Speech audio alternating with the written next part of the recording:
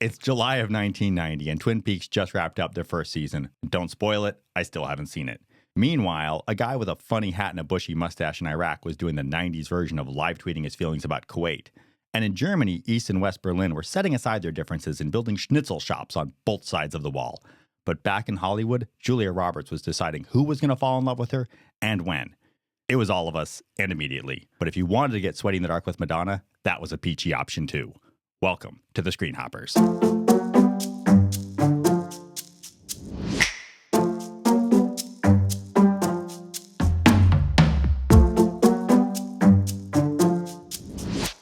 I'm Ian, and we're kicking off a mini-series today where we're going back to July of 1990. You may have noticed that our episodes have been going a little bit longer, Michael. They've been supersized. We kicked off season 2, and we were trying to cram 3 movies into every single episode.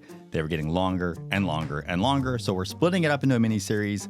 And I am also maybe proposing that we should start hanging out as long as we need to on any weekend, because this whole jumping around thing, sometimes I want to see another movie. I mean, I don't hate that idea. This weekend it would fuck the production schedule. Which means it would fuck me. Our production schedule. Yeah, but yeah. That's okay. Yeah, you're not concerned about it. So you're pro. Okay. Yeah, I mean, I have to watch more movies. I know. Oh no. Maybe we hop an extra episode. Maybe we just start turning them into miniseries and make them however interested we are in that weekend until we get bored of it. I mean, this weekend I think is a good case study for that idea. Are we doing case studies now? We're getting very serious. No, we're not. I'm not. Oh. I mean, you probably would. But we picked a couple of really interesting movies. Oh my gosh. I did Dick Tracy this weekend, and I went down the darkest rabbit hole I've ever been down, probably since Indiana Jones and the Last Crusade. That's I'm going to just sit here and learn so much as we discuss Dick Tracy. I can't wait to lecture you on it. Yeah, you can present your case study. But there are movies that I would have loved to watch. I mean, Back to the Future Part 3 was playing. That's my favorite of the 3 Back to the Future movies. Oh, it's kind of my favorite too. I know it's the wrong opinion, but I don't care. I don't. It's so fun. I went to that movie. I was doing homeschooling in the first grade. My parents were wackadoos. I'm sure it will slowly get revealed. So much sense. It was for half of the first grade, just to be clear. That was the amount of homeschooling I did. And you held on to all of the neuroses. I mean, it was a weird homeschooling. I had 3 homeschooling teachers during the course of it. It was only the first half of first grade. But at one point, I was going to my neighbor's homeschool. She was homeschooling 3 kids on the block. And we went as a field trip to go see Back to the Future Part 3. To learn about trains? It was sold out. That was so sad. We didn't get to go see it. I know. But it's serendipitous for the purposes of this podcast. That you went to a movie and it was sold out. Yeah. But we did end up going and seeing it later because I was so excited about seeing it. And was it to learn about trains? I doubt it. I think that if I were a parent homeschooling 3 kids from the neighborhood, I would look for any opportunity to bring them to the movies. To just be able to sit there and not talk and have a snack. So I don't know that that's what her motivation was, but it definitely would have been mine. Yeah, so I would have loved to chat Back to the Future Part 3 with you. I would have loved to revisit Total Recall. I love that movie so much. Oh, I love Total Recall. It's just peak Verhoeven, peak Arnold. I love it so much. I wish we could do a whole Verhoeven series because I did not learn to love Verhoeven until very recently. I was just when I started putting together his filmography, I was like, this guy's insane. It's all over the place. But once you just sort of accept the Verhovenness of it all and buckle in, there is a great time to be had. Well, the thread, so I heard an interview with him, the thread through all of his movies, and it actually started to make sense, was he was like, I wasn't from the United States. I got here and I was like, oh, what offends and delights you is very different than Europe. So I don't understand it. Yeah. And I'm going to play with that lack of understanding. Yeah, I mean, and that's it. Because I'm a Showgirls apologist. I think that is a good movie. I think it's been reassessed. I've never seen it. I know it's been reassessed. It's a good movie.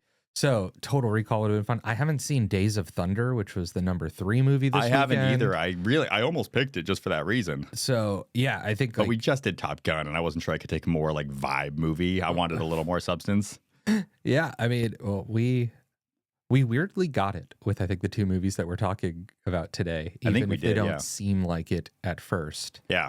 But yeah, I mean, if there is a case to be made that some weekends deserve more than a few movies, I think this is a good one. And if a episode or 2 needs just one movie because we just have to go deep on it. I think we just got to we're just going to roll with it. We're going to roll with it.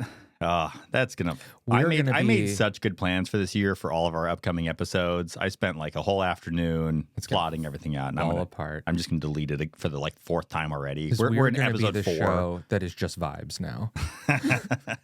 Episode 4 of season 2, and we've already changed format twice and completely rewritten the schedule twice. It's really what we do. I mean, we're on our 2nd name of the show. It's 3rd format, 4th format. I can't even count anymore. It doesn't matter. None of it matters. It's we're watching movies. We're watching the big ones. We're having a good time. What does matter though is that you haven't seen Twin Peaks, and that offends me. That offends you that I haven't seen it? Yeah.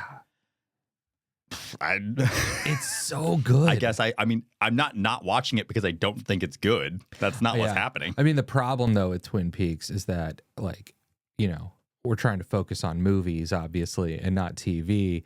And the worst part of Twin Peaks is the movie. Is it? Yeah. Oh. Like the revival series that they did a few years back, really solid. The original 2 seasons that were on like network TV, bizarrely. Yeah.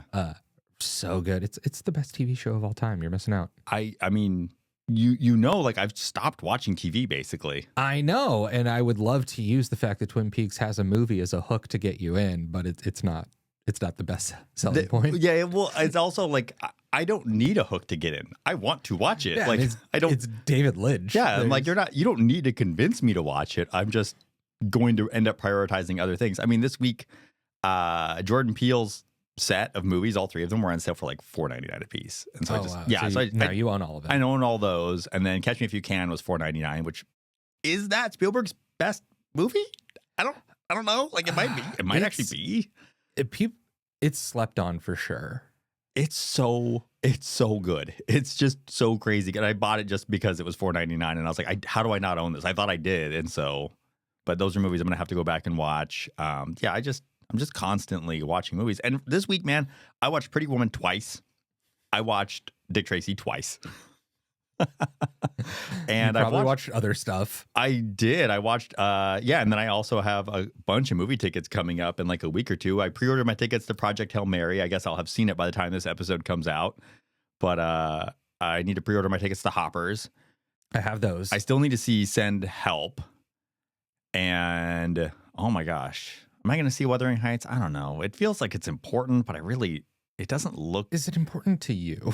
Well, no, but it feels like it's important to like film goers in the way that maybe like audiences are evolving. And so it feels like knowledge that I should possess. And it might be good. I loved Promising Young Woman. I loved Emerald Fennell's first movie. I really love that movie. I think it's a great movie. And I like Saltburn. I know you're colder on Saltburn. I do not like Saltburn. But I like Saltburn. I thought that was just kind of a wonderful mess of a movie. It is a mess, but its themes just absolutely whiff for me. Like I went and I saw Goat with the kids. Oh, how was that? Well, let me back that up. What was that? I know that it's a movie with a goat. It's a movie about a goat. Steph Curry? It's produced by Steph Curry. Does he like act in it at all? I don't remember. Oh, I thought he did. He might. Shit, I should know that. It's your typical kind of sports movie. Yeah, Goat. It's a sports movie. It's animated. It's about a goat who's trying to become the GOAT of a basketball-like sport. Subtle. Yeah. Yeah. Super subtle. I caught up on Under the Skin, which is a like sci-fi Glazer movie. It's been on my watch list forever because he did the Zone of Interest. Yeah. Which was honestly one of my favorite movies of that year. That's mind blowing. A great movie. It's a great movie. I've wanted to see Under the Skin for a while. It's been on my watch list and I just haven't gotten to it. Under the Skin is really interesting. Like I need to rewatch it. It's not the movie that I thought it was going to be at all. And maybe if I paid more attention to it being a Glazer movie, not you would have been Scarlett better Johansson prepared. movie, I would have been better prepared for it.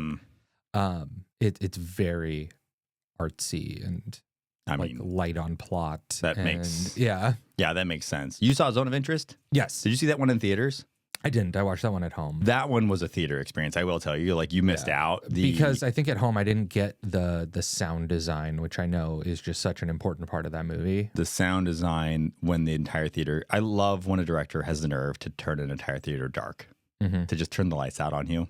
and then change the color of the entire theater on you too. Like those are moments that the audacity of doing it is like some of my absolute favorite things that they only work in a theater because your living room doesn't change colors like that. A few episodes back, we were talking about The Raid being like Redemption. one of those movies. The Raid. Redemption. Yeah, I was redeemed at the end. Being one of those movies that like really works in like a festival setting. Yeah, because you gave it a skip it, but go see it in theater. You could see it in theaters with the crowd. Which it was a confusing rating. It is very confusing. That's fine. I stand by it. And I think Under the Skin is similar. I think like if I saw that like in theaters, but especially if I saw it at like a film festival, I probably would have really adored it. Yeah. And you saw Zone of Interest, like just at home alone, it worked? Yeah, it's a good movie. I watched it kind of in the run up to the Oscars because it was nominated for things. It's actually cool to see Sandra Hüller like coming to U.S. films now because that was her big year. She was in Zone of Interest and she was in Anatomy of a Fall. Both great really films, good movies. Yeah. Both great Anatomy performances. of the Fall, she was incredible in. And now she is showing up in Project Hail Mary in March, and I hope American audiences embrace her because she's great. Yeah. But we'll see what happens. It'll be interesting. All right, Michael. Well, is that enough chit chat? Do you want to chit chat more? I found a use for AI that I think is the best use for AI ever. You did? I did. And what is that? I created a little chat thread in Gemini, and I just input every single thing my son eats, and I have it tell me how likely it is that he's going to have diarrhea. Now, have you tested this against like real world scenarios? Yeah. I check in with him regularly. Well, because it's just giving me odds of diarrhea based on his diet. So it started with I saw him eating a bean and cheese burrito and canned mussels. In like the same sitting, and I just was like, you know what? I'm gonna ask AI what it thinks and of Gemini your choices. Said 100% chance of diarrhea. It offered to write a text for me to call out from work tomorrow because I was gonna have to say near the toilet and to make something vague. And so after that, I've just been putting everything my son eats in there and have it rate how likely it is that he's gonna have diarrhea. And he lives on the edge. I imagine. I mean, many men do.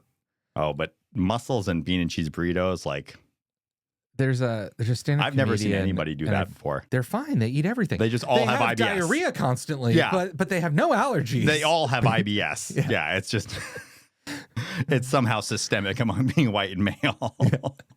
But no food allergies at all. No food allergies. No problems with dairy. Yeah. No one's lactose intolerant. Everyone's fine with gluten. They just shit constantly. They never pay for Twinkies. Yeah, every shit's an emergency. Yeah. All right. That's enough chat, right? Highbrow show we've got going. All right. Well, let's do this. We're going to take a little break. And then when we come back, we're going to cover Pretty Dick or Woman Tracy or Tracy Woman. Or Tracy, Dick Woman, Dick Pretty Tracy. Dick Pretty? Yes. Yeah, that's what we'll do. We're keeping it highbrow here on the Screen Hoppers. Welcome back to the Screen Hoppers. We are here in July of 1990, and we're going to kick off by discussing Dick Tracy. Michael, before we even get into it, had you seen Dick Tracy before? No. Well, this movie feels really, really big. How did we miss this movie? I don't know, because it's definitely a movie I was aware of. I know it existed. Yeah, I hadn't been on the ride. It's gone now, but wasn't it part of like the Great Movie Ride at Disney World? Ooh, I don't know. I didn't go to Disney World until 2021. I think was my first time at Disney World. Yeah, but the history of this movie's kind of fascinating. I know you said you went down this rabbit hole. I think we'll talk about the history quite a bit. We're going to scratch the surface of it again. If we did a whole episode on Dick Tracy, we might do it a justice. Splitting it up today, I'm glad that we decided to do a miniseries on this weekend, and we may cut them up even smaller going forward. But yeah, this movie is the gossip around it, the history of its making, the history of the comic and of the RKO features, as well as the pulp series that came out, or the serialized series that was coming out in theaters where kids were going every weekend to see like the next adventure of Dick Tracy. And then there's just like this insane history of the film getting made and it going from Scorsese, who was going to direct this thing. Yeah. Oh. Imagine that film to eventually Warren Beatty deciding to direct, kind of throwing his hands up in the air and saying, I guess I'll do it since no one else will. And then the casting of it. Then there's all the behind the scenes gossip, Warren Beatty and Madonna's relationship that comes out of this, and then the huge documentary that gets made while she's on tour between the making of this film and then the release of it, which ends up being the #1 grossing documentary until Michael Moore breaks that record. It is a wild documentary. It's on Vimeo. I watched about half of it looking for just some quotes and things. It is a very pre-social media peek into what the world of social media was going to look like. Wow. I am excited to hear about all of this. Yeah, it's super interesting. But let's do this. Let's do a little summary, all right? I'm really excited. I wrote myself a summary of Dick Tracy, and I feel like I nailed it. Do you? Yeah, I do. You can tell me at the end. Okay. I'm just kidding. I don't care about your opinion.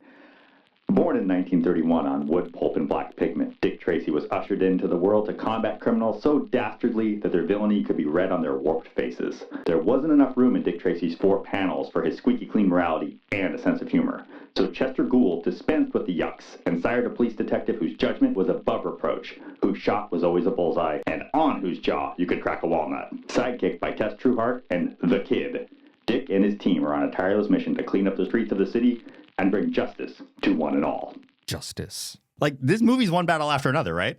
Kinda. Yeah, there's no end to the fighting of crime in the world of Dick Tracy. There's just a bunch of weird gangsters doing weird gangster stuff. Dick Tracy putting them away one after the other, and there's always another. I'm actually glad you said that, so I don't have this in like my notes, but one of the things that really jumped out to me in this movie is the lack of extras. You have this insanely deep cast list with Dustin Hoffman playing this teeny tiny role as Mumbles, with James Caan showing up for like a second. Did you see Catherine O'Hara? No. Yeah, she's one of the gangsters at the table during the big meeting that Big Boy's leading. This cast list is insane. You've got Mandy Patinkin on keys. You've got Madonna. You've got Glenn Headley. It's nuts. And meanwhile, there are no extras. There's like no citizens of the city. No, and I mean that kind of brings us to the whole style of the movie, which it's a comic book movie that very much feels like a comic. It is a comic book movie that I would say feels more like a comic than any other comic movie I've ever seen. Yeah. I wish this was the roadmap. Yeah. For a second there, it looked like it was going to be, right? Because this came out a year after Batman, the Tim Burton Batman. Which it caught flack because Danny Elfman seemed to have phoned in his score. his score because it just sounds like Batman. Yeah.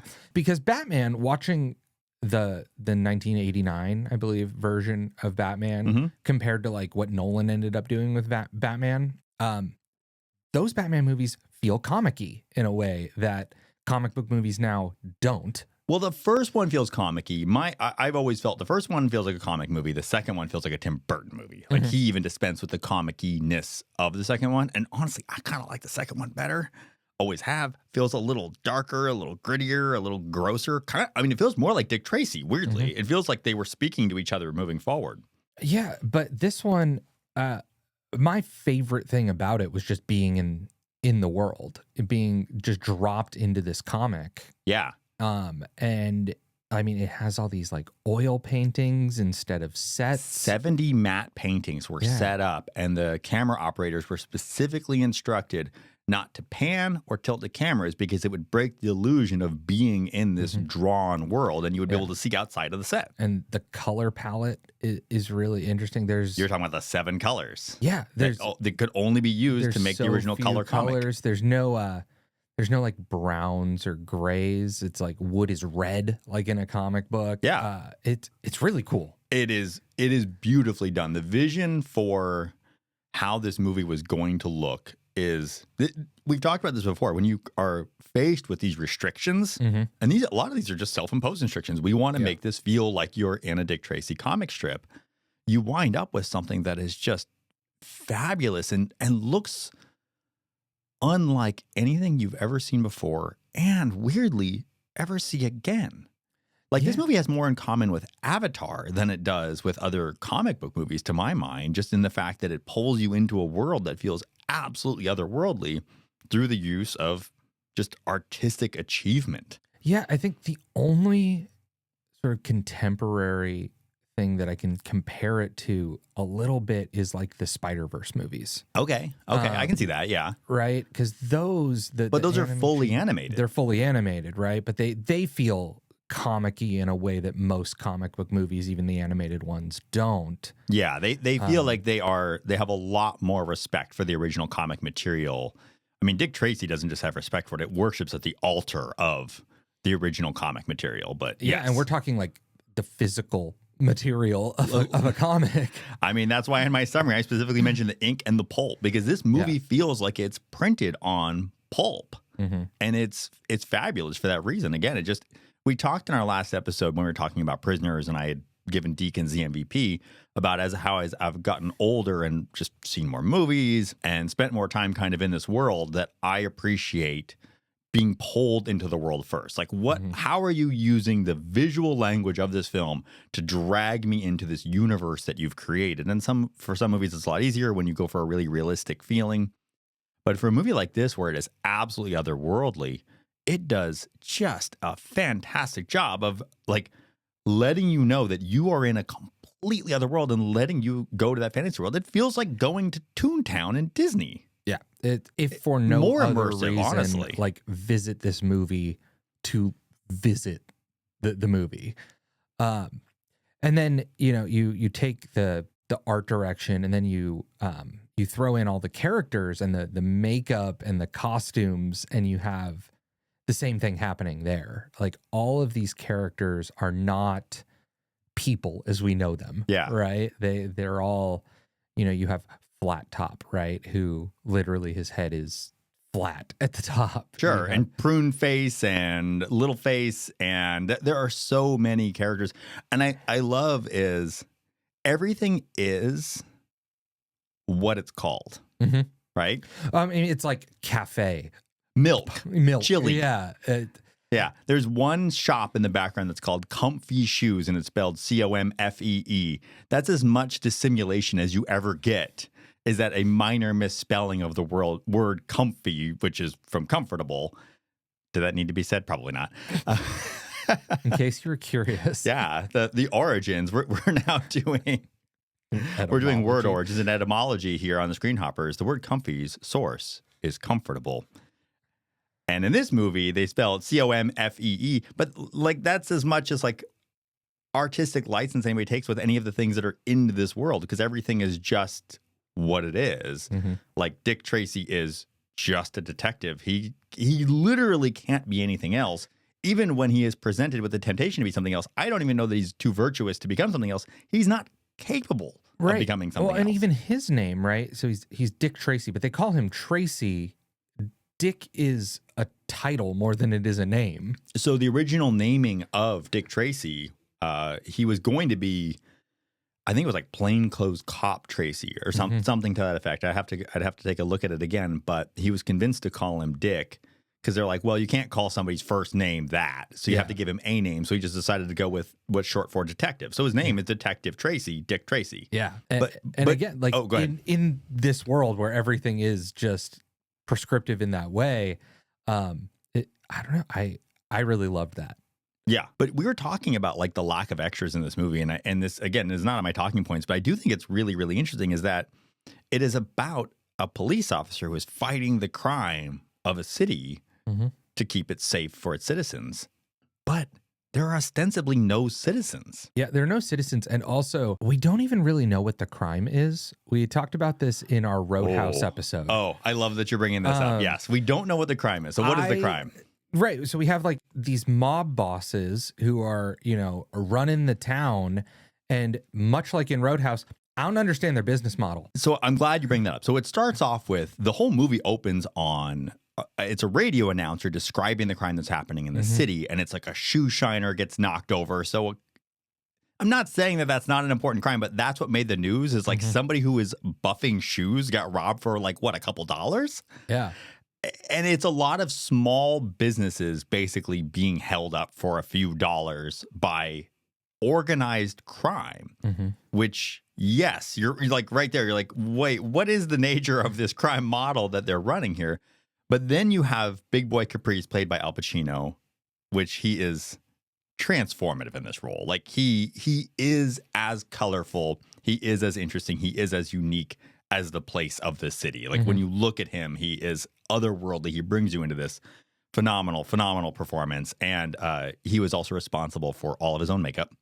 They had originally designed him to be sort of like fat with like this like weird face, and he redesigned all of it around how he felt the character should look and feel. Yeah, because if you he's look the only up one, by the way. Everybody Big else Boy looks like the comics. Caprice, you see a lot of like there are pictures of these like makeup, I assume makeup tests where he looks very different than he ends up looking on screen. Yeah, because he took creative control of it.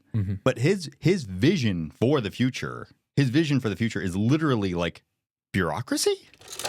All's fair in love and business. Benjamin Franklin. Law without order is as great a danger to the people as order without law. Jefferson. We are for the people.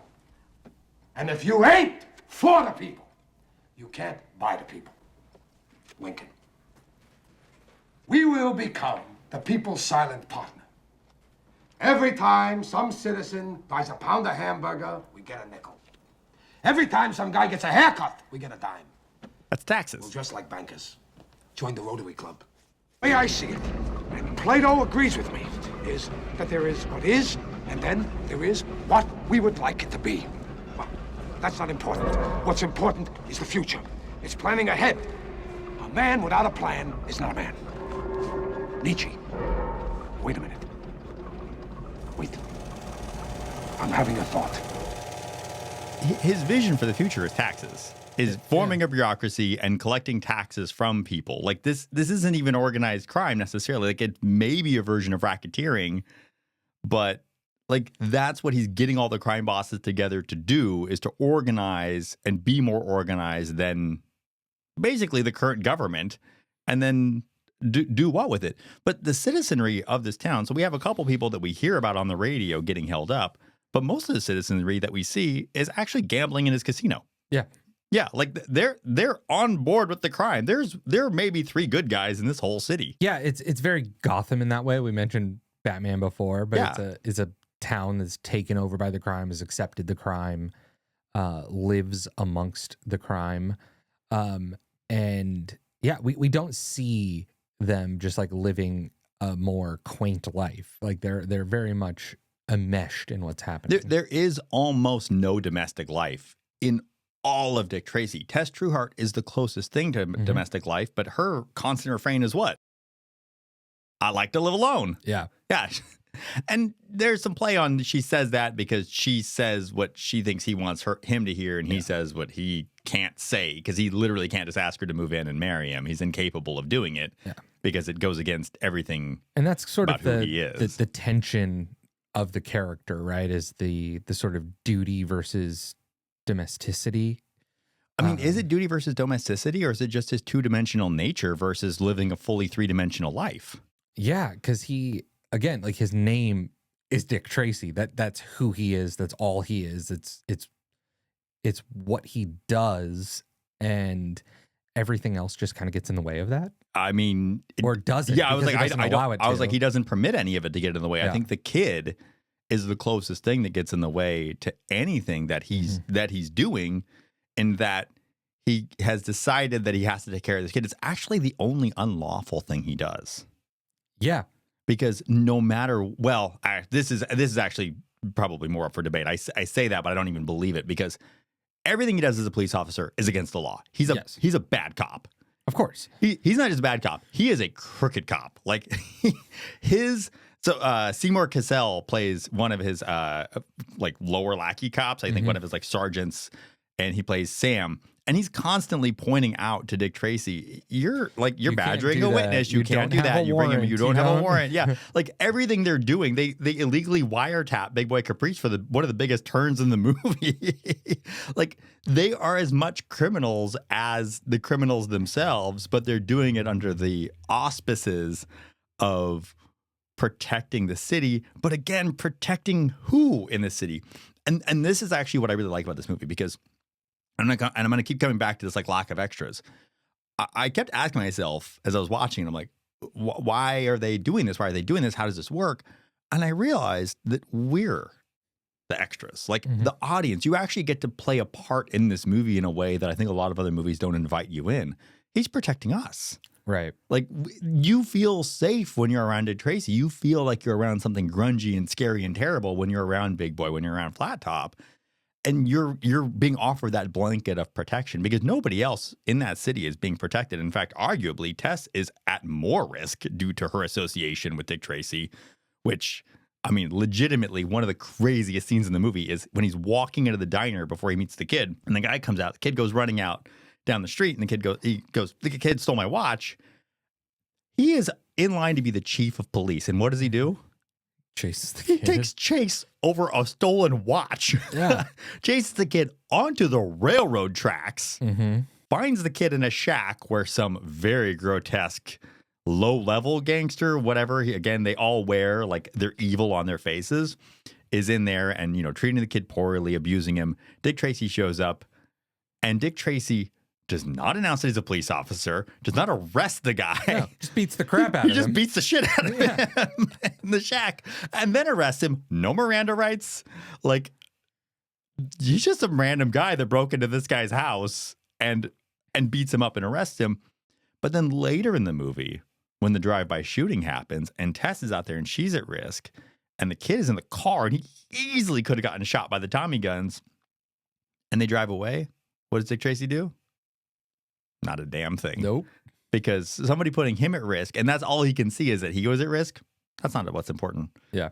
And so, he's the target of that crime, and so therefore it's just part of the job. I Yep, guess. exactly. Yeah. Whereas he feels like he has to save that guy. I mean, I guess that's one of the citizens who is affected by the crime of the city, who's had his watch stolen. It's not a good watch. We see the watch later. It's not a great watch, no.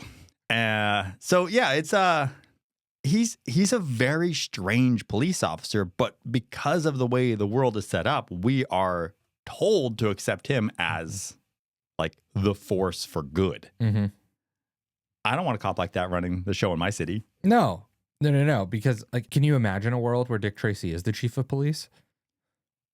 It would be horrifying. Yeah. Dick Van Dyke, we even mentioned that he's also in this film. Again, just the cast list on this is so deep. And I think a lot of this is because Warren Beatty is just such a movie star and he just knows everybody. He knows everybody. I mean, Al Pacino got this role because Warren Beatty went to him and he's like, hey, I'm trying to cast this role. Do you know anybody who'd be good for it? Mm-hmm. And Al Pacino's like, I know a guy. I know a guy. Yeah, like I know a guy. And apparently something similar happened with Jack Nicholson when Warren Beatty was doing a film before, where he's like, I need someone who can like take this girl away from me. Who do you think would be a good enough actor to like people would believe could take a girl away from Warren Beatty? And Jack Nicholson was like, what? I know a guy. Yeah. And so this is sort of like Warren Beatty's way of casting his movies. I mean, he got Madonna to work for scale. I mean, she did this movie practically for free. So there's interesting kind of like rumor of this. So yes, everything points to the fact, even though it was not publicized, that she worked for $35,000 to take on this role of Breathless Mahoney. But part of it seems to be because she very, very much wanted to develop a Hollywood career, as we know. And you and I have talked about how much we like Madonna and that we're unhappy that for whatever reason she just never seemed to take off. And so she accepted scale because she figured she's like, I don't need the money, but I do want. But I need the role. I need the job. I want not just the role, the job. She wanted the proximity. Warren Beatty is an icon, right? He's an institution. She wanted the proximity to him. And then Al Pacino, and then Dustin Hoffman, and then Dick Van Dyke, and then like the list goes on. So in a lot of ways, she got paid $35,000 in money, but the amount that she got out coming out of this, or could have, although it's interesting, Roger Ebert gave this movie 4 stars. Yeah. But still kind of called out Madonna for just doing her best Marilyn Monroe. What do you think of Madonna in this? I thought that Madonna was good when she wasn't doing her best Marilyn Monroe, but there was too much of her doing her best Marilyn Monroe. Like, there's all these like little like cutesy music scenes where she's just singing a song while other things are happening. None of that really worked for me, but when she got to play kind of the femme fatale, like, I thought that part worked. I am so attracted to Madonna in this era, like just beyond what I can possibly describe. Like in the cold open, I was like, do I want to be in love with Julia Roberts? I'm in love with Julia Roberts. I watch that movie. She smiles at me. I'm in love with her. I'm choosing the sweaty night with Madonna every time. Like I can't get enough of her. Like there's something about her in this era that she is just so dangerous, and she's just, as Breathless Mahoney, she oozes sexuality. I mean, I think that maybe Breathless Mahoney is the only human being in this movie. Yeah, because I think on the surface, you watch it, it's very easy to say like, oh, she's doing Marilyn Monroe, she's doing Jessica Rabbit, or whatever. But when she sort of takes a little bit of agency, she tries to seduce Dick Tracy. Like all of that's actually very believable, right? Like you have Dick Tracy who is two-dimensional. He's very he has this like moral compass that he seems to follow, even though we've called out where that moral compass is flawed. He seems to very much stick to his rules, except where she gets involved. Hello? You're breaking and entering, you know. Sorry. Sit down. He leaves. She tells him he's breaking and entering, and he leaves. It's like, okay, bye. You're right. That's a law. Are you gonna arrest me? If I were gonna arrest you, I'd have done it by now. Then what are you up to, honey? I think Lips Manless is dead. And I want you to tell me who killed him. Or maybe you weren't on his side. Whose side are you on? Side I'm always on. Mine. No grief for Lips? I'm wearing black underwear. You know it's legal for me to take you down to the station and sweat it out of you under the I lights. sweat a lot better in the dark.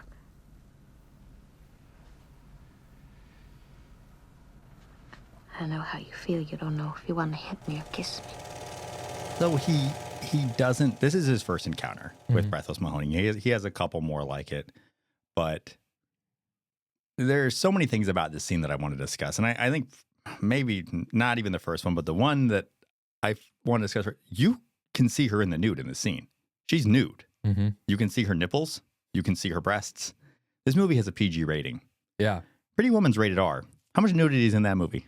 There's like very, very brief, obscured by some kind of screen in one scene, and that's it. At some point, we have to compare the ratings of these two movies because one feels much dirtier and darker than the other one. One feels much more dangerous. And you and I both said we've never seen Dick Tracy, right? Yeah. You'd seen Pretty Woman? Yeah. I'd seen Pretty Woman. You saw it when you were young? Yeah.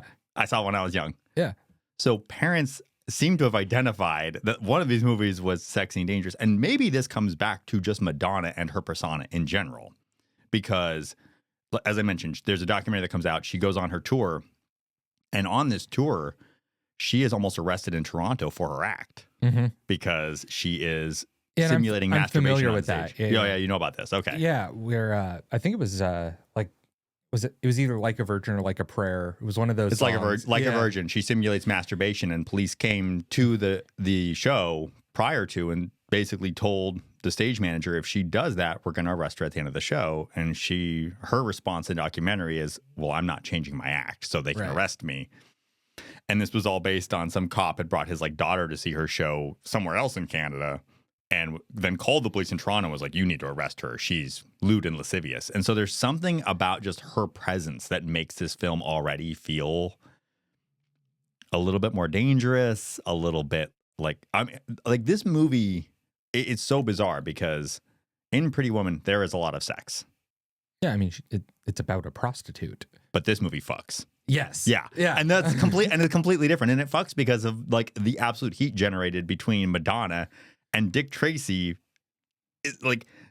His ability to both resist but also not resist her. Yeah, because we'll talk about it a little bit, but Julia Roberts in Pretty Woman plays a prostitute, but she is the most wholesome thing happening. Oh, and Madonna in this is just sex personified. She's a showgirl that is not she does not do sex work. Yeah. And she's liquid sex. Yeah. Yeah. It's wild. It is. But as I was saying, she's also the only human thing happening in this entire movie because she has actual desires that she expresses. She has sweat. She has skin. There are so many things that she possesses that none of the other characters in this entire movie seem to have. And yet she is pushed to the sidelines, resisted or ignored. There's something about this movie's tension with humanity. Yeah, well, she's also treated like a possession, very overtly, right? She's with which is bizarre because all the characters are like action figures. Yeah, but she literally, one gangster gets killed and she just by default is now the girlfriend of the gangster that takes over. And so, but she, like you said, has her own desires. She has her own plan. She's a step ahead and takes control. She does. But she's also willing to like, she's one of the only people who's also willing to like negotiate and sacrifice her desires for other things that she wants. Like there's more complexity. She's weirdly about this pragmatic. Mahoney. No, she's not. Because remember, she would have been successful. She actually would have taken over the city if she weren't in love with Dick Tracy. Yeah. That's how the movie effectively ends. She dies. Yeah, she dies because she can't shoot Dick Tracy because she is in fact in love with him. And that is a desire that she has, a desire that she cannot resist, even though he can resist it. And she dies as a result of it. And so this is why like her character to me is actually like, it's written much more interesting. As for her performance, yeah, she's doing a Marilyn Monroe. But I don't know. I find her version of it more appealing. And also, why are we giving her a hard time for doing a Marilyn Monroe? Like Al Pacino's doing a Scarface. Yeah. And if we're being honest, I mean, Warren Beatty's great, and I think he makes the right decision to play the straight man, but he's doing a block of wood.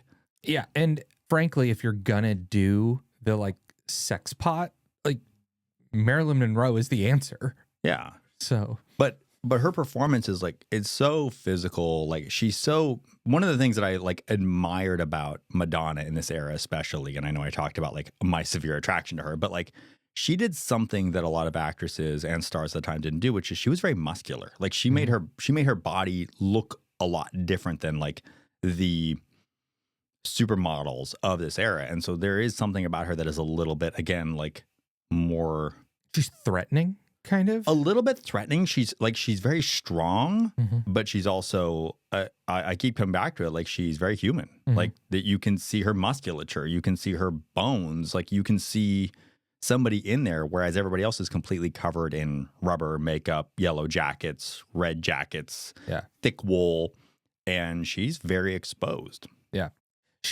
You're right. It's like, because especially the bad guys, they're so made up that they don't feel entirely human. They feel like cartoon characters. They feel like they belong in a comic strip. Yeah. She is the one that I think you could sort of airlift out of Dick Tracy and put into the real world. Yeah.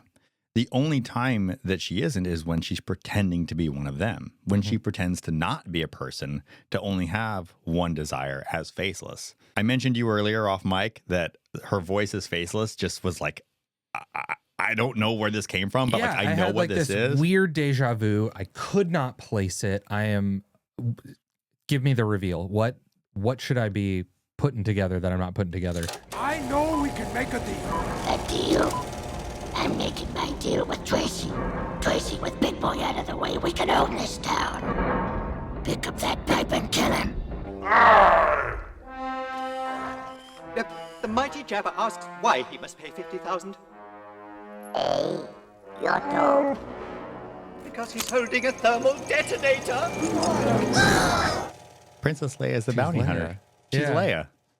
Yeah, she's just speaking English. But it's the exact same kind of voice modulation that they're doing on Madonna that they did on Carrie Fisher in Return of the Jedi. There's that parallel, right, of using the sex and having your own plan and sort of throwing the order out of order. Yeah.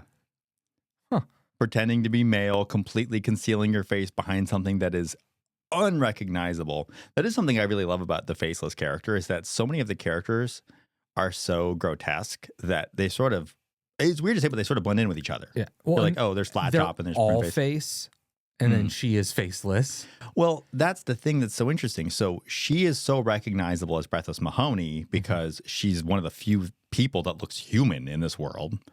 But then she's also incredibly recognizable as Faceless. Her attempt to pretend to be one of them, she still fails because they blend in with one another. She still stands out because she doesn't understand these monsters. She can't actually become the monster that she wants to be, as is borne out at the end of the film. Yeah. I love the Breathless Mahoney character. Like I said, there was just layers in this movie that I was unprepared for. I think it goes without saying that like I really like this movie. My movie sin little toggle, it's empty. It's empty. There's no movie sins. I don't have a movie sin for this one. This movie is just really, really, really fun. I enjoy it so much.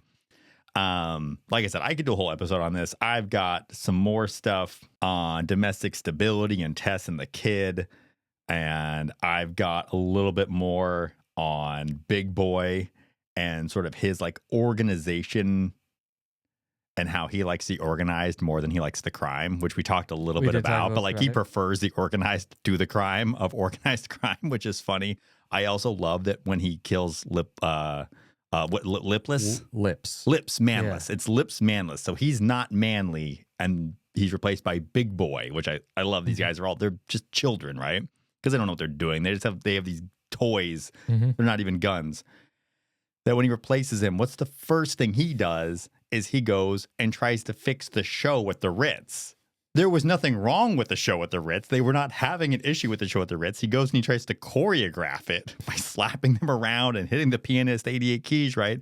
And when he's all said and done, is the show different? Not that I recognize. No, it looks exactly the same. Like he's so inept, and I love that about him. But yeah, like I said, there's plenty of rabbit holes we can go down. I think what I want to go down though is actually the other stuff. It's why is this movie largely forgotten? Like it's big, right? We're all familiar with Dick Tracy. You mentioned Dick Tracy. I can place the yellow trench coat and the hat. Yeah, but and it was a hit. It made money. It made money. Yep. But it's not one like neither of us had seen it. And I like why? I mean, I think there are a couple of reasons. I think it got lost in Batman because Batman was such a huge hit. Batman's on our list. We'll have to revisit. Batman is absolutely on our list. And I think it got lost in there, having a similar aesthetic. I think that Warren Beatty is a very unique Hollywood icon. He did not make movies often. This was his first one since Ishtar. He'd only made 3 movies in the 80s. I guess actually 2 because this was 1990, but shot in the 80s. It was released in 1990. He had a very tenuous relationship with the press. He didn't really like doing interviews, didn't like putting himself out there. I found a really interesting interview with him on the BBC talking about this because he realized that after Ishtar had gotten such bad press, even though it had gotten some okay reviews, some bad reviews, I would say probably largely mixed, but I don't know if the movie deserves the reputation it has. Maybe we'll have to do a special episode on it because it is kind of an interesting animal.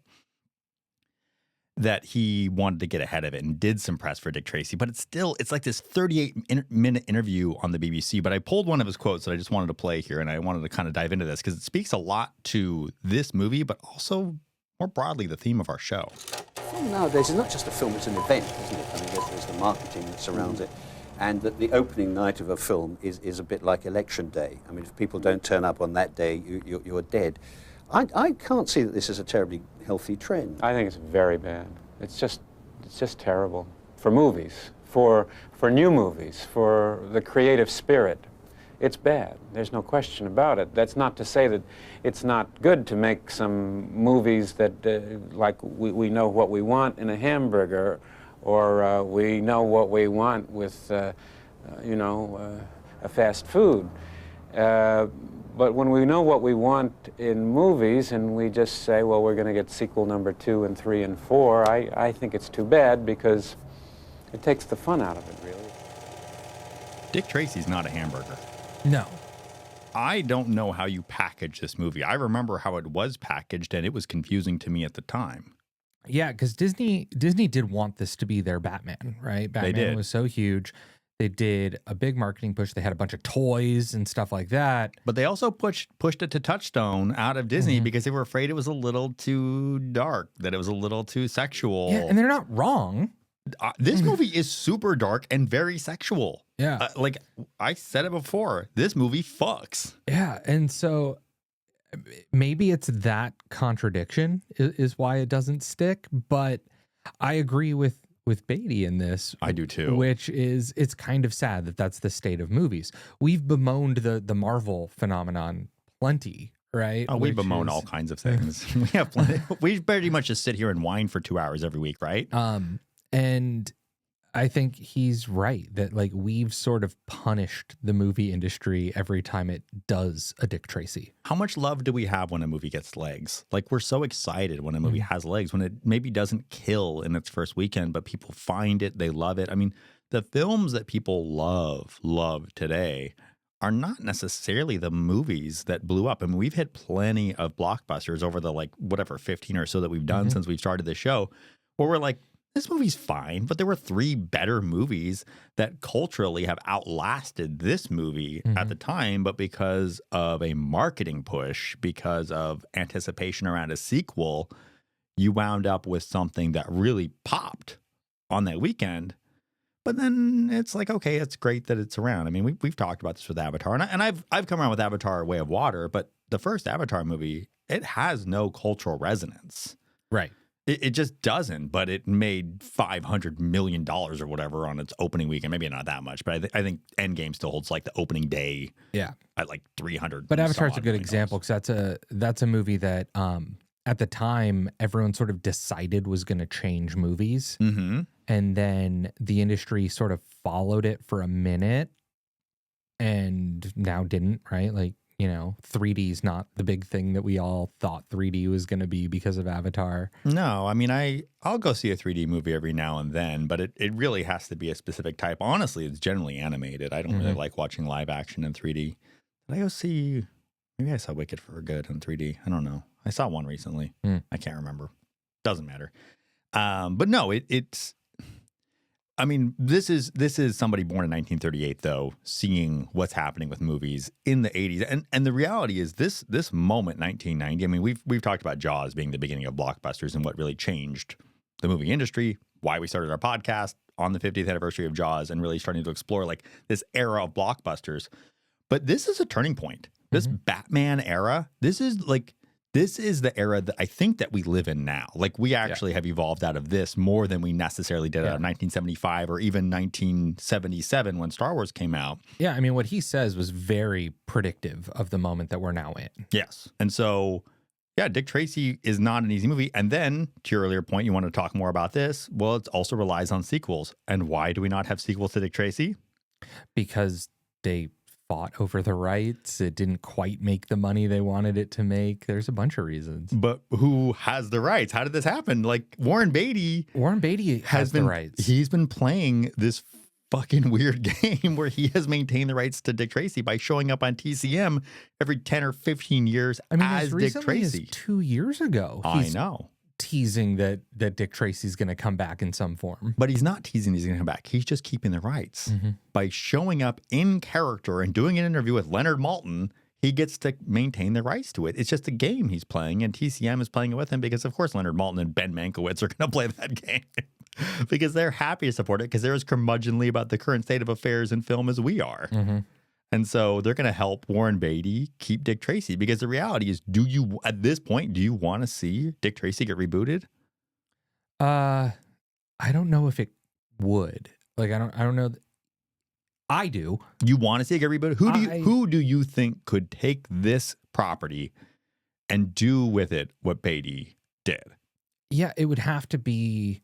It couldn't be a movie. I think it would have to be like a limited series on a streamer or on like HBO. You're already breaking my heart. You know, Chester Gould, he died before obviously it ever became a film, right? The original writer, and they gave him a writing credit on the film, which I love. But his dream was for it to be a feature-length picture because it had been serialized in theaters, and then it got a couple hour-long RKO features in theaters, but never got a feature length during the course of his life. And so this really was like his dream come to life, was that it became a feature length picture. And it's kind of special that that's the case as well, because, you know, this was the first comic strip to not be humorous. Yeah. They 1931 deliberately sort of stripped all the humor out of it. Which is another kind of interesting thing back, because we're talking about how it's so different from everything. And that's another one, right? Is the movie has a sense of humor. It's not completely humorless. No, it's not humorless, but it's not telling jokes. We're not here for the yucks. Slapsticky in the way that like Batman was. No, although did you catch when he hits his face on the lamppost? Does it have like a pow? No, it was an accident. Oh.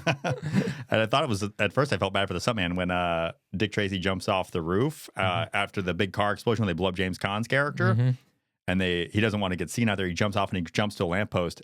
You can see the silhouette of the stuntman just banging his face like really hard on the lamppost. And I was like, oh, damn, I hope they like paid him out for that. Apparently, after many, many years of people sort of asking what happened with that, Warren Beatty was like, oh, that wasn't a stuntman. That was me. I hit my face on the I broke my face. Yep. So anyway, but yeah, but yeah, like I would love to be back in this world, right? I think like this is one that last episode, a couple episodes ago, we mentioned this is such a weird character, like Detective Pikachu, right? Where they like create this world. We're making this into the Ryan Reynolds show. I know we've got a Deadpool and Wolverine episode coming up soon because we're just going to cover his whole fucking career. Yeah, where that's just like a world that they built around a story that I think is really fascinating. Yeah, because the script wasn't a Pikachu. And so Dick Tracy, yeah, I would love to watch a movie or a mini series that uses the paintings instead of sets and just like feels very stylized in this way. But I don't think the audience exists. I actually don't just worry that the audience doesn't exist. I actually worry that the talent doesn't exist. Who out there has the skill set to do this anymore in Hollywood? Yeah. How do you find the person who can create these matte paintings? I mean, this world is gorgeous. The shot in the trolley station when No Face is propositioning 88 keys, you get like 2 seconds of it. I had to pause it because I just wanted to live in that painting over the trolley station. It's so lush. It's so beautiful. Like this is a movie that I do want to live in. Like and it does I don't want to live in cool Pandora. Things with like transitions between scenes where it kind of just has the big matte painting that's very still, but then like in a corner there's the movement, and then we go to that corner where the movement's happening. That combination of live action and matte paintings, and this is all done without CGI at all. It's all done practical. It's all done, in camera, in editing, and it's great, man. It's great. Like I said, I could go on this one all day. This is another movie where I'm like, man, would have done a whole episode on it, but we won't. We'll get to Pretty Woman. Is it time? I think it's time. I'm gonna pivot us to Pretty Woman, even though I've got more clips. I've got more thoughts. Dick Tracy was such a treat, though. Man, what a wonderful, wonderful surprise for which I was wholly unprepared. Michael, let's talk about the prostitute with the heart of gold, Pretty Woman. It is the prostitute with a heart of gold. So Pretty Woman is about Vivian, who is a street prostitute, which I think is interesting and important. That she's a street prostitute? That she's a street prostitute. She's not a call girl. She's not.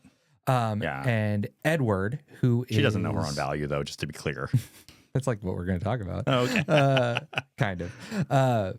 And Edward, who is a powerful business person, he is a corporate raider. So he buys troubled businesses, strips them for parts, and then profits. And the movie opens with him breaking up with his girlfriend because his girlfriend doesn't just want to be at his beck and call. She wants to actually have a relationship. She doesn't want to sort of show up where it's convenient to be a showpiece for him. So he hires someone to do that for him, and then they fall in love. The movie opens up on a magician moving fake money around. Yeah, which is weird.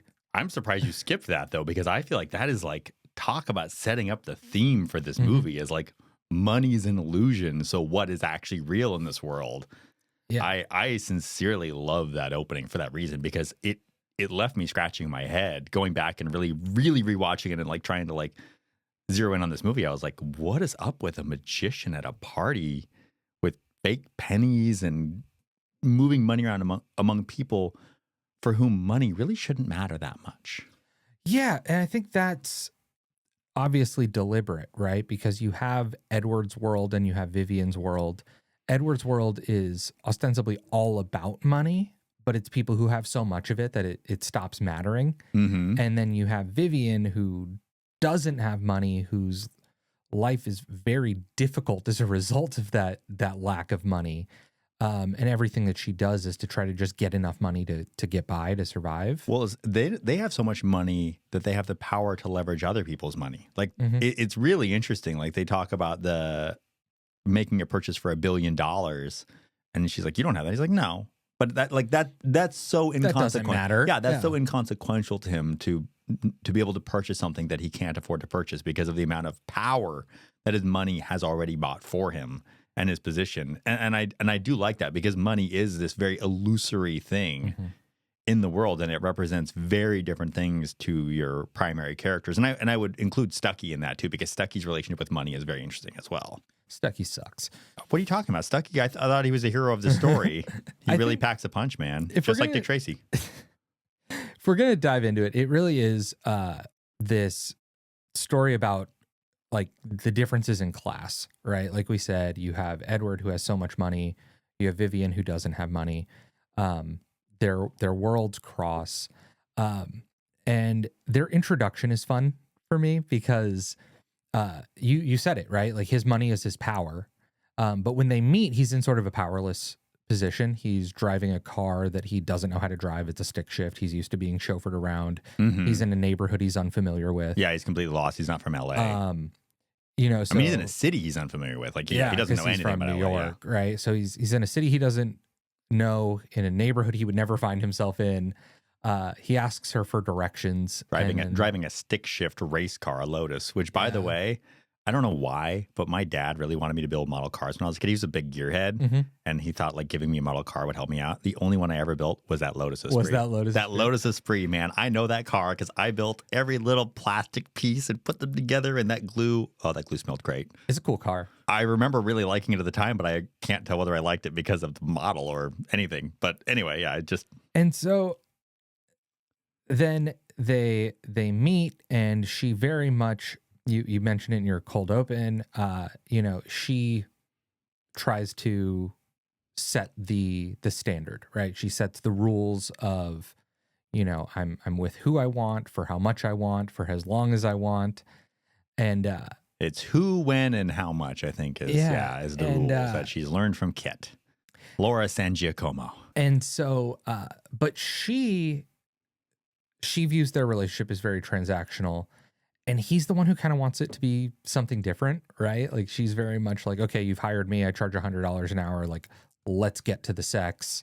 And he's the one who's reluctant to do so. He doesn't hire her for sex. Well, because that's not really like, that's like that's the toy and the Happy Meal, I guess, is the sex. But he's hungry, like he does need a burger and fries, and what he really needs is someone that he can take to these various events.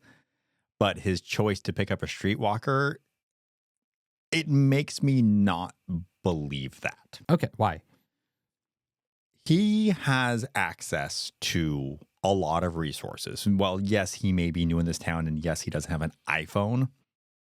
There are ways that a guy like him, who is well connected, could find a woman as an escort for the week that would better blend into the scenarios into which he would like her to blend than a prostitute that he picks up on Hollywood Boulevard.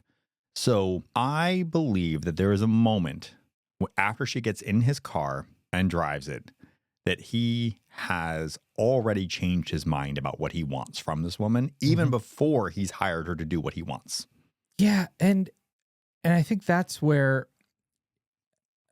a lot of what you read about this movie talks about Vivian's transformation from, streetwalker to this like well-dressed, put-together person who is now in a world that is presented as being aspirational.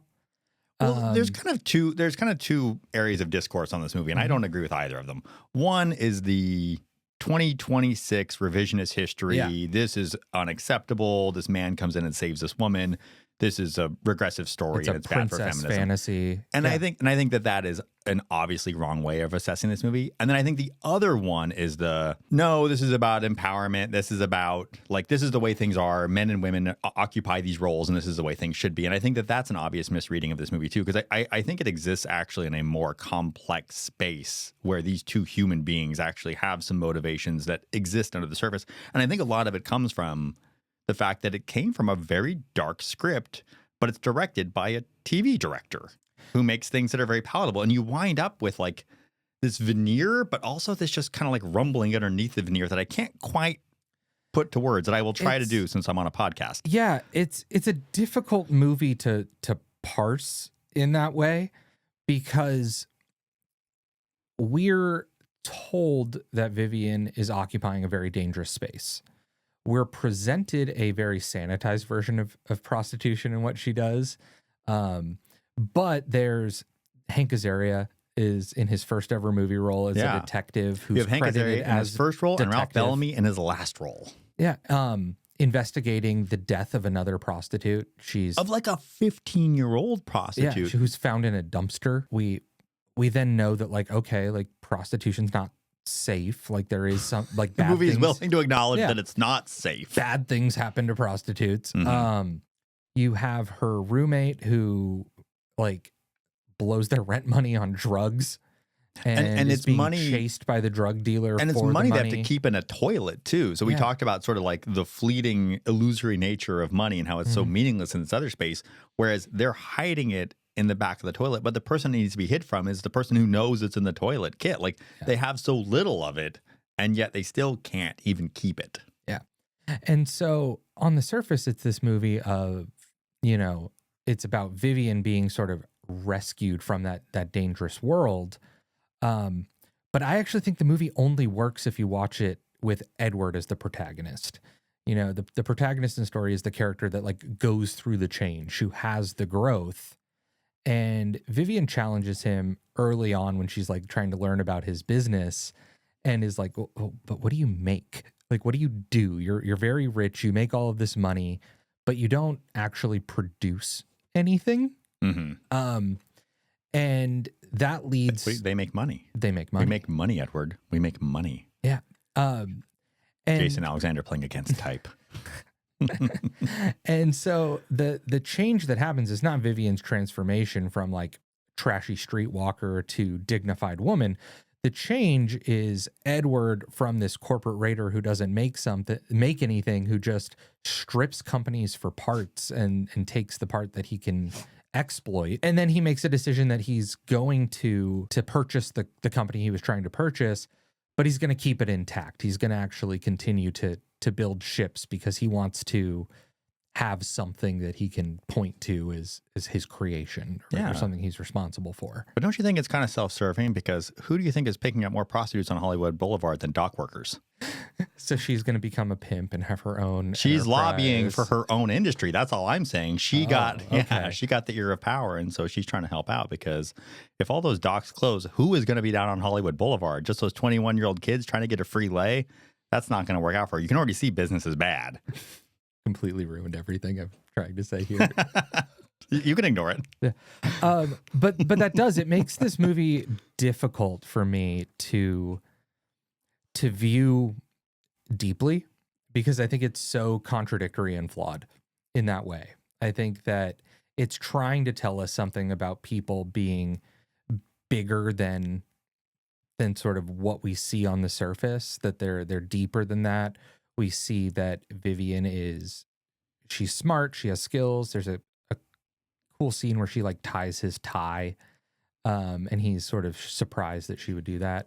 He's surprised that she's, you know, even familiar with what a tie is coming from her world. But her entire victory is, you know, I went to a shop and they saw that I was a prostitute and they were mean to me, so I went back with your credit card and proved to them that I'm bigger than that. That's her victory? It's presented as one. That's not her big victory. I think that I don't agree with that reading. Okay. I think that her big victory is realizing that there is more to her than she gives herself credit for. There's a wonderful scene where she is talking about what people have said about her and what she thinks about herself. First guy I ever loved was total nothing. The second was worse. My mom called me a bum magnet. There was a bum within a 50-mile radius. I was completely attracted to him. That's how I ended up here. I followed bum number 3. So here I was, no money, no friends, no bum. reason you chose this as your profession? I worked at a couple fast food places. Parked cars at wrestling. I couldn't make the rent. I was too ashamed to go home. That's when I met Kit.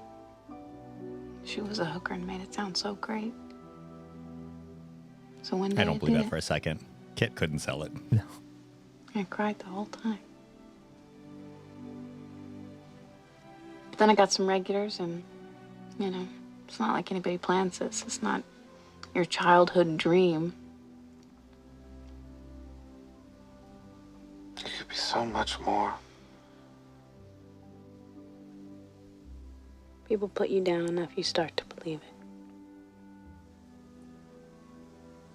I think you are a very bright, very special woman. The bad stuff is easier to believe. She's very smart and very savvy. I think this is a snapshot in a moment of her life. I don't think that Vivian is a prostitute in 1 year, whether she meets Edward or not. I agree. I think that she gets her stuff together, and whether she makes her trip to San Francisco to finish her, high school diploma or whatever it is that she decides to do, I think that she does work her way out of it. She's too savvy. She's too charming.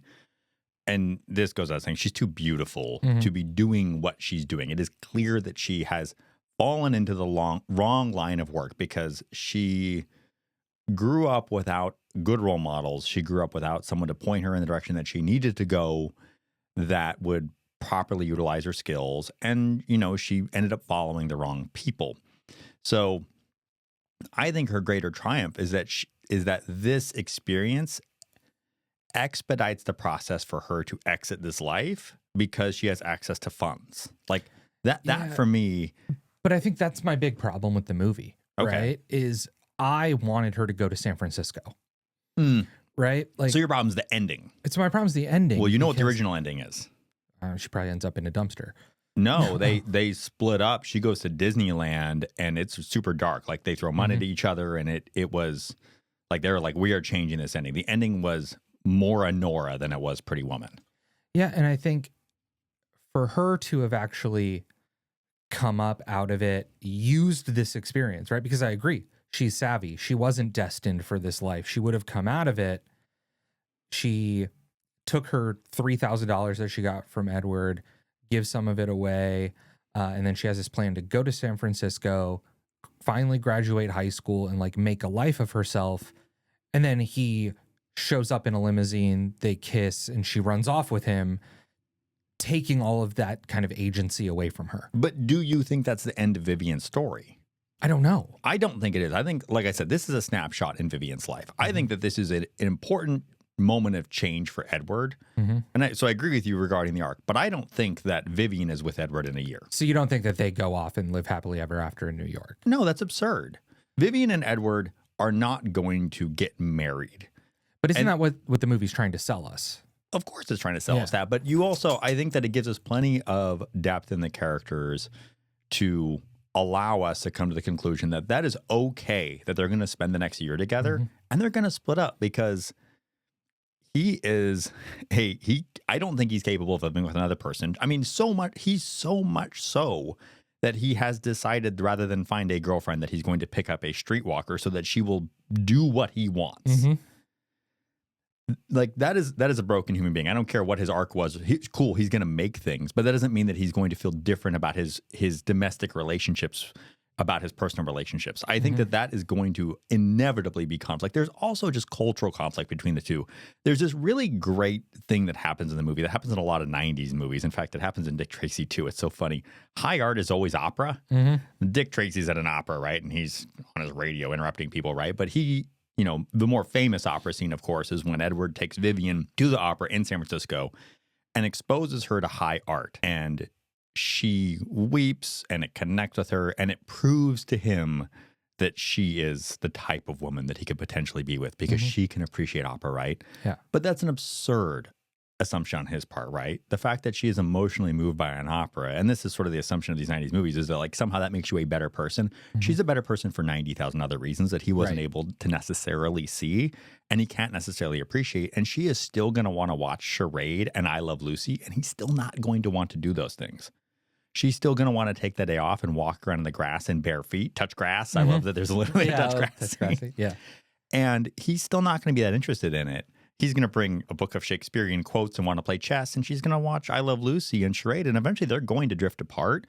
But her access to a little better social strata, her access to funds, I think that she's going to find a life for herself and that he will be marginally improved as a result of his time with her, we hope. Yeah, and I hope too, right? But that's we all hope the best for Edward, for the billionaires of the future. But now living in 2026, we know Edward does not get better. Yeah. He makes the world so much worse. But I think that's where I have that problem with the ending, is I think like she's on the right trajectory and then the ending sort of undermines it.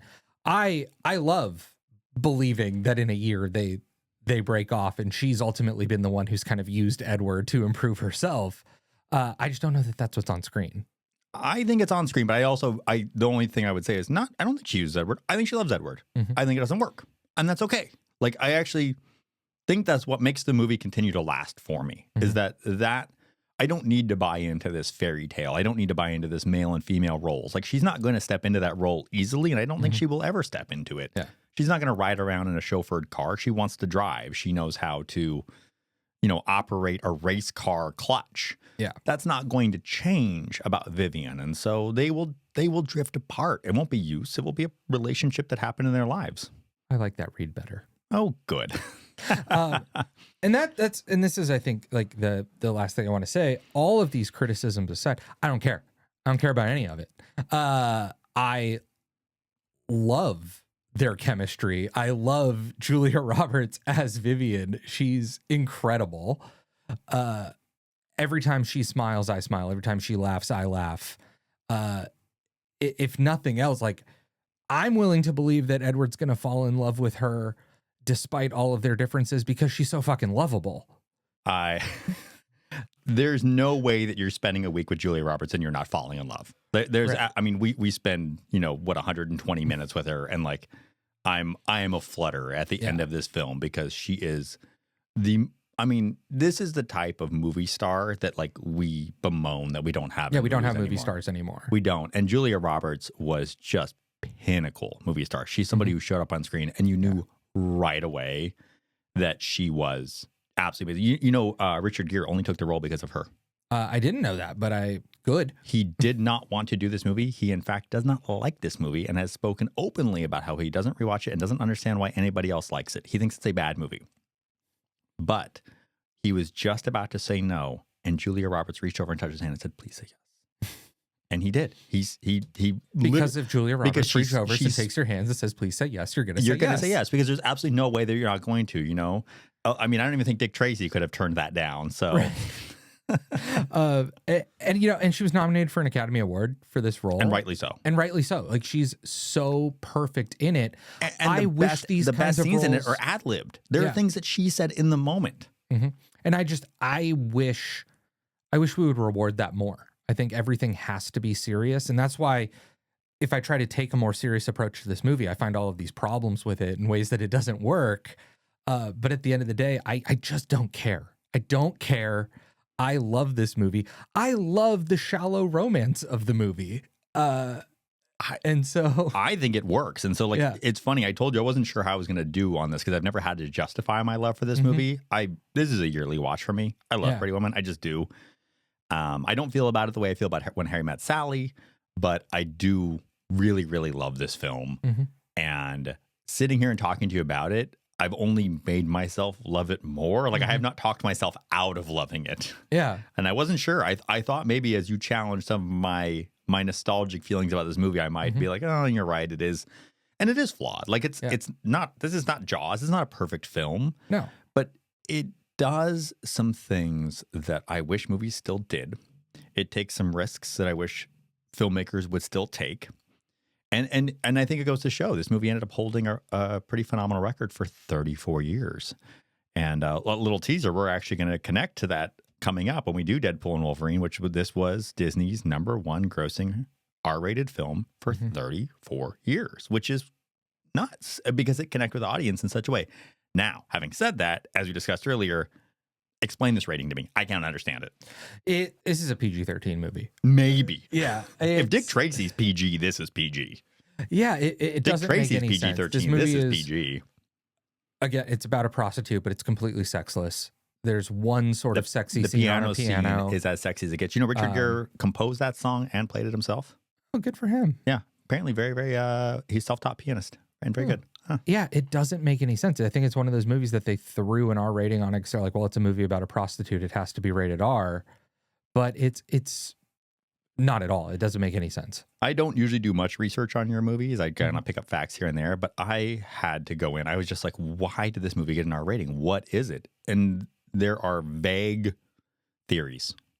There really is no deep explanation as to why. It's about prostitution. There's a scene that it appears to show nudity, but again, I can see more of Madonna in Dick Tracy than I can of Julia Roberts in this movie. There's a little bit of violence, but even that's pretty when Stuckey light. hits her. Yeah. Yeah. And it's a hard violence to watch, but the violence in Dick Tracy is there's no blood, but it's much more upsetting. There's explosions, there's Tommy guns, bodies are being shredded. And Big Boy gets his Emperor Palpatine death. So, yeah, it's a rated R film with that record, but it's kind of a weird. I don't know. Yeah, Deadpool and Wolverine's definitely rated R. This one is not. No. All right. Well, let's do the thing that I always say we're going to do when I say let's do this, which is take a break. Let's take a break. Yeah. Am I getting to break the fourth wall on this thing? It's fine. It doesn't matter. We don't have any walls. There are 0 walls. Let's take a break, and when we come back, we're not going to discuss Ghost because we're saving that for next episode. We're keeping it a mini-series, but what we're going to do is we're going to rate our movies, and we're going to preview a little bit what's coming up, and then, I don't know, maybe we'll invite you to follow us on social media. That seems likely. Thank you for watching. Yeah, those all seem like things we'll do. We'll be back shortly with more of the Screen Hoppers. Welcome back to the Screen Hoppers. We just talked Dick Tracy. We just talked Pretty Woman. We kind of scratched the surface of those two movies. Yeah, I think we just wanted to go deeper. We wanted to go deeper. But now we get to rate our movies. If you don't remember, we use a very complex and difficult to understand rating system where...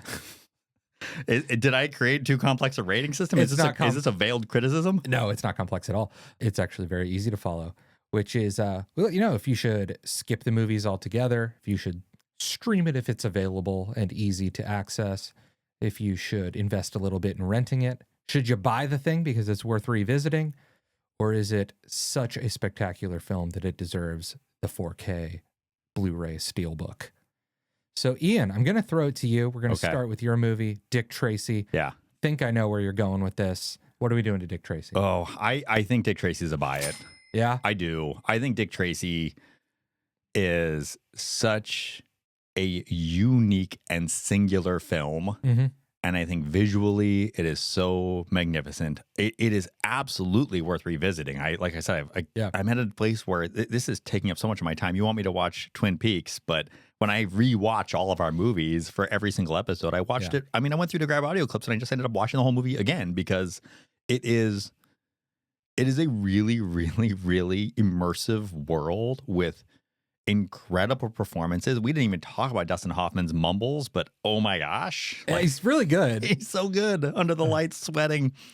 And he did that as a favor to Beatty as well. And so, yeah, I mean, this movie is unlike anything else. It is unlike anything else. And I think that, yeah, it's because it's so rewatchable, I think that it's worth buying. And I think that even if you don't get it on a 4K Steelbook, right, you buy it, you get it in 4K, and it is, I mean, the remaster is gorgeous. It looks a really good looking movie. It is a great looking movie. So yeah, absolute buy it. How about you? Where are you on Dick Tracy? I'm buying it too. You're buying it too? I'm so mad that I ran to the damn thing. I know. Because now I have to buy it. We sort of predicted that this was going to happen. Well, you did. I actually didn't. I didn't think I was going to like it nearly as much. Yeah. I was fully prepared to come in today after I picked Dick Tracy and go, what an interesting moment in history. Here are a couple facts. Let's move on.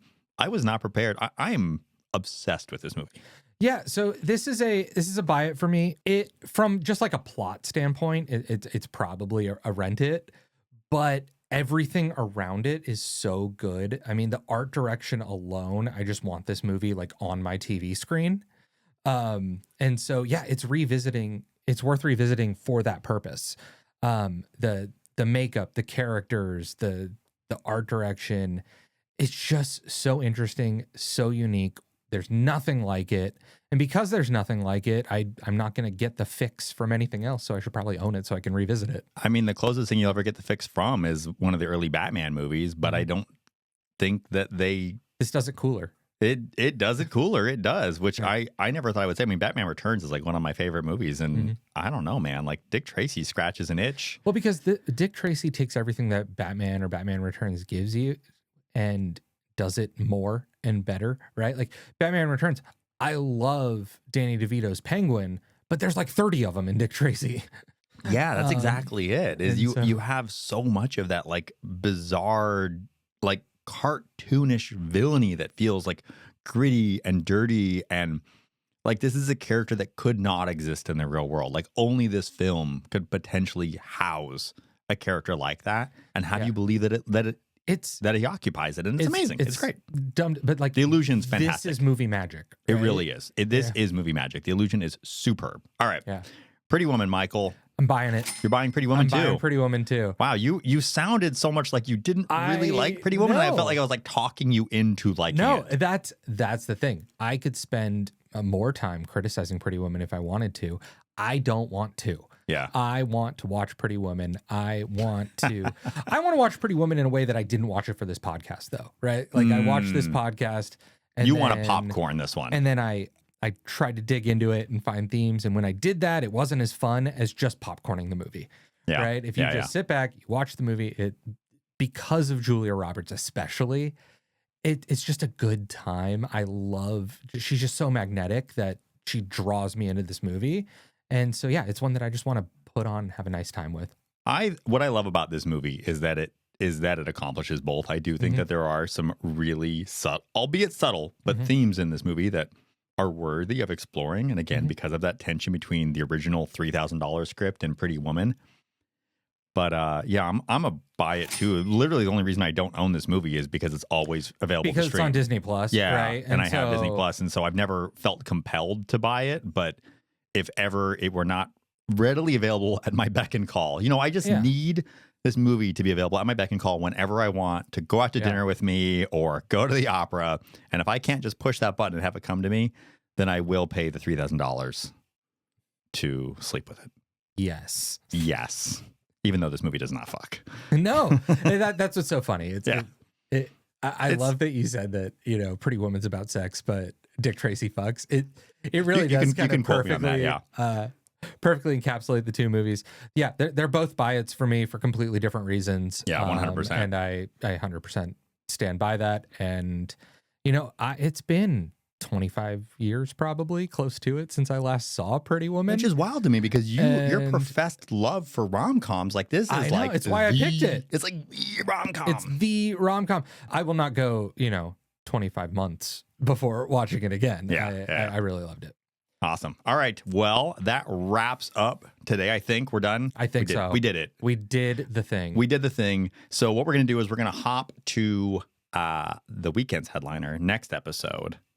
Ghost, the 72nd highest grossing movie. The first time we've encountered a movie where it was not number one. That's the on funny. its It's the opening weekend. headliner, but it actually wasn't the headliner of the weekend. And this maybe speaks a little bit to what Warren Beatty was talking about. Is it did well its opening weekend, but it didn't win. But it did win in history. It won in our hearts. I think Love even if you're never not dies. familiar with the movie, you're familiar with the pottery scene, which is funny because I've already watched it. That scene's fine. It's fine. I don't know why people like that scene so much. I'm here for Whoopi Goldberg. Yeah, and that is the other thing that all three of our movies have in common are these Academy Award nominations for performances that would not get Academy Award nominations in 2026, and I bemoan that fact. Yeah, I mean, Dick Tracy, we didn't even talk about it. It won 3 Oscars. Yeah. So it won for set decoration, which was the old version of Obviously production deserved. design, which 100% deserved. Yeah. Stephen Sondheim won for Best Original Song, Sooner or Later, which is a great song. And this is, again, Beatty just having all It's the silly, connections. right? He's It's getting, like a silly song. but he's getting but it's- Sondheim to write music for this, which Yeah. great. Love that, right?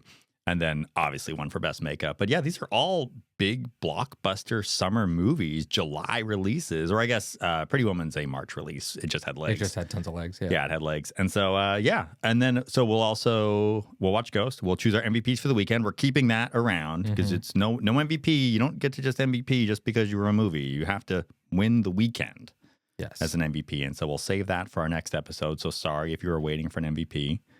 It's coming. It will, yeah. We'll MVP. I think you did not tip your hand on your MVP. Well, I'll be interested to see where you go. I think you probably know where I'm going to go. I think I know where you're going to go. You know where I'm going to go. I'm you know what? pretty positive. Okay, I want you to say it because I want to. You're I want going to to see give what it to. I didn't look up who it was, but whoever the art director of Dick Tracy was is going to be your MVP. Well, now I'm going to have to change it.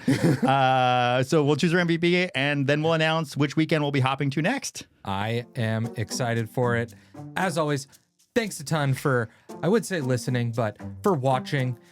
Very excited for Apple Podcasts to be bringing video here shortly because, we're a TV show now. Film is a visual medium, and the Screen Hoppers will be one too. Hooray. Yay! Yay.